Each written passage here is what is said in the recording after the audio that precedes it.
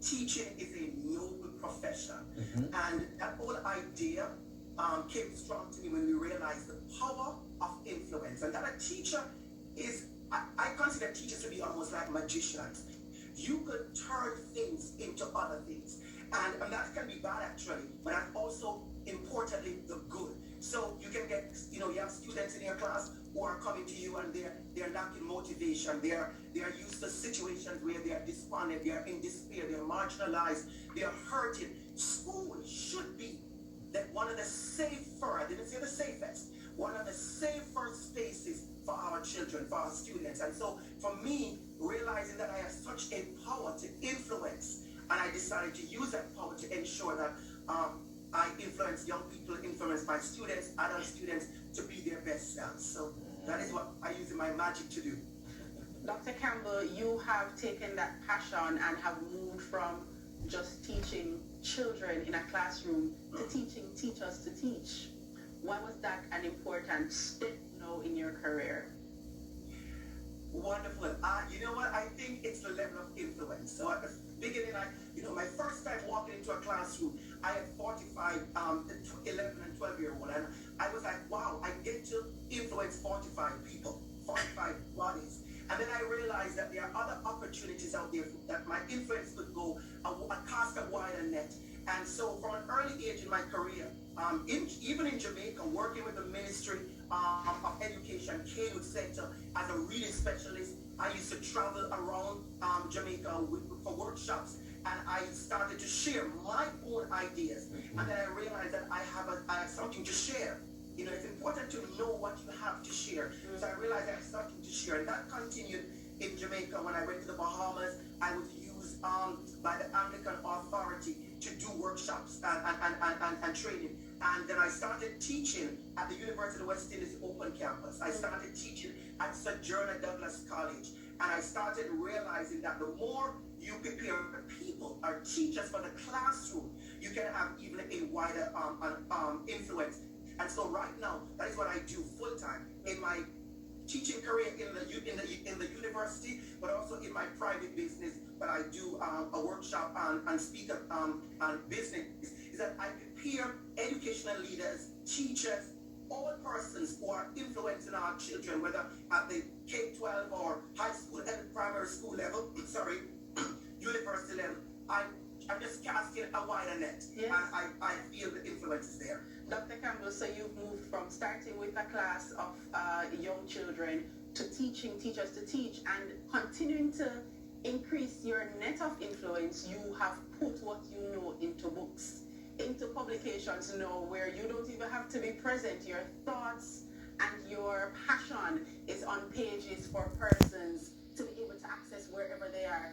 Tell us about your spoonfuls of knowledge in your publications, and how we can access your work to become better in our classrooms. Wonderful. I really want to start with that, the spoonful. I'm not going to go to the theoretical and the content books first. I want to start with the spoonful, because that is where my passion lies, and that is where I believe, we need a word. It's funny how we talk so much, all of us, including myself. I'm a talker. But sometimes, often, the words that come from us, they are not enlightening, they are not empowering, they're not inspiring, they are not giving people the energy, the push, the drive that they need. And so I started capturing my thoughts, but it's something I want to anchor. The spoonful starts with for myself.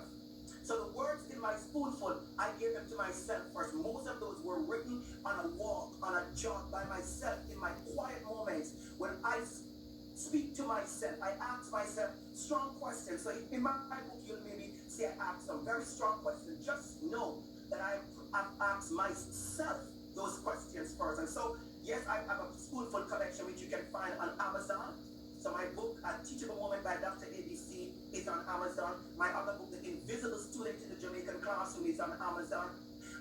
My other book, Notes to Self by DR.ABC, is on Amazon. But the next part of my working, which is in the academy, which is in the university, working on issues and writing about issues of equity, diversity, and inclusion.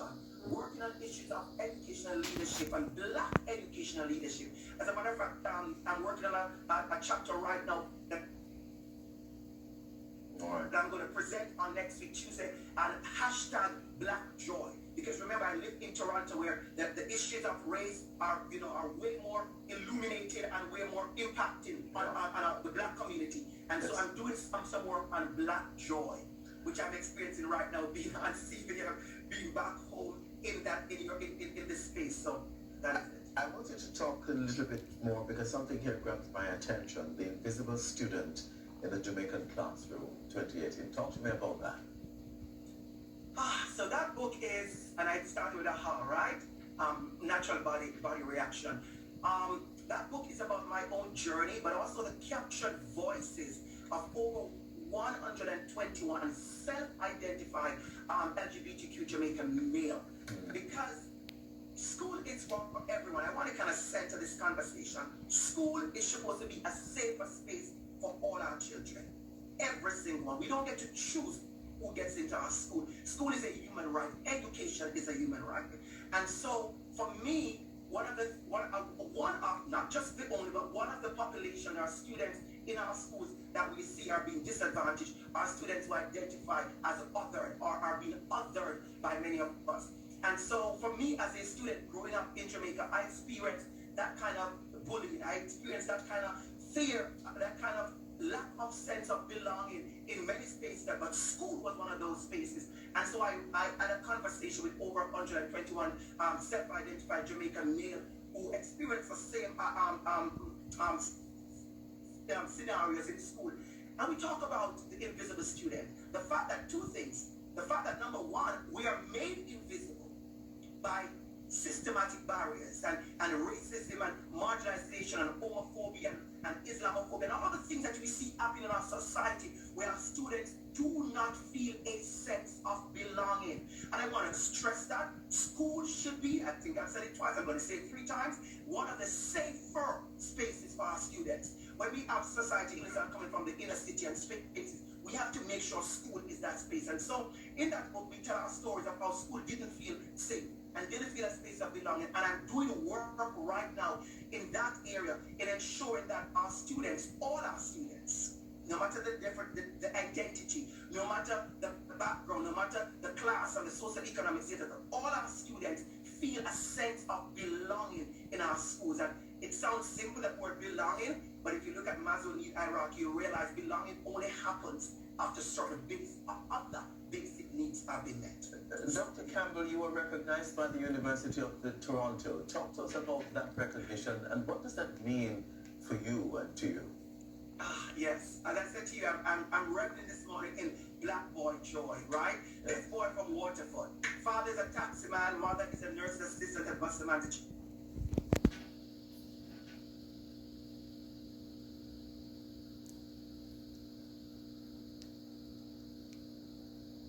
Initial teacher education by the University of Toronto, which an award which I will get on April the 12th. That's major. That's a major award, and it's a culmination, or I would say a culmination, but I would say it's a part of the journey of us celebrating our wins. It's important that when we work in initial teacher education by the University of Toronto, which an award which I will get on April the 12th, that's major.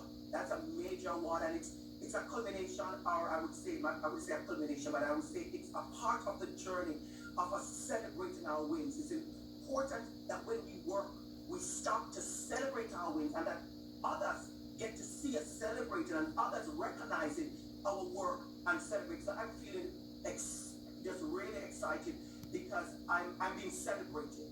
I'm being celebrated for my work, and I'm being seen, and being home in Jamaica here on CVM, sharing this. It's important because I want other little boys and other little girls and other persons with different identities from communities like myself to realize that you can.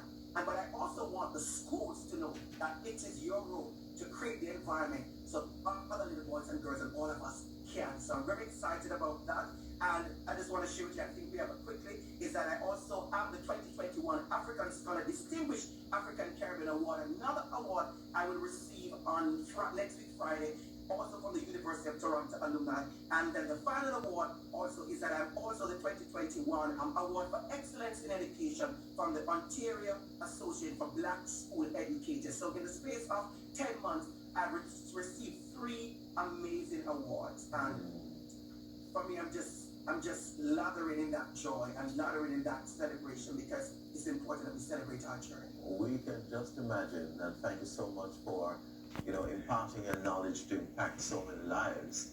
I mean, this just people are from all different, parts of the world. I mean, I'm sure studying at the institutions that you have, And we owe so much about who we are, Adrian, to the teachers we have had. Absolutely. And that is why Dr. Campbell is so important. Yes. Because truly teachers are the real-life magicians that so many children need. Yeah. Thank you so much, Dr. Campbell, for joining us on Sunrise this morning.